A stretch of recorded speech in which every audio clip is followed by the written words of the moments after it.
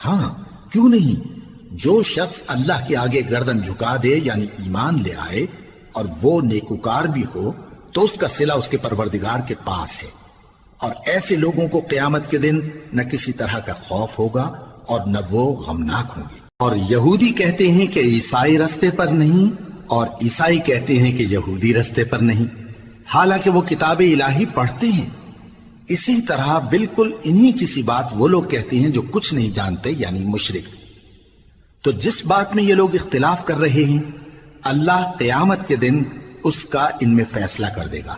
اور اس سے بڑھ کر ظالم کون جو اللہ کی مسجدوں میں اللہ کے نام کا ذکر کیے جانے کو منع کرے اور ان کی ویرانی کے لیے کوشش کرے۔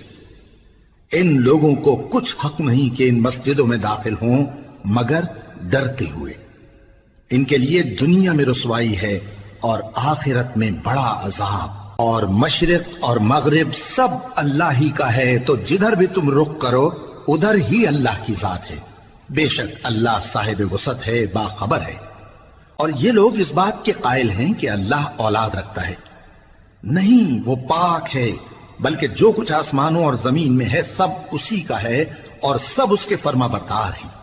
وہی آسمانوں اور زمین کا پیدا کرنے والا ہے، اور جب کوئی کام کرنا چاہتا ہے تو اس کو ارشاد فرما دیتا ہے کہ ہو جاؤ، تو وہ ہو جاتا ہے۔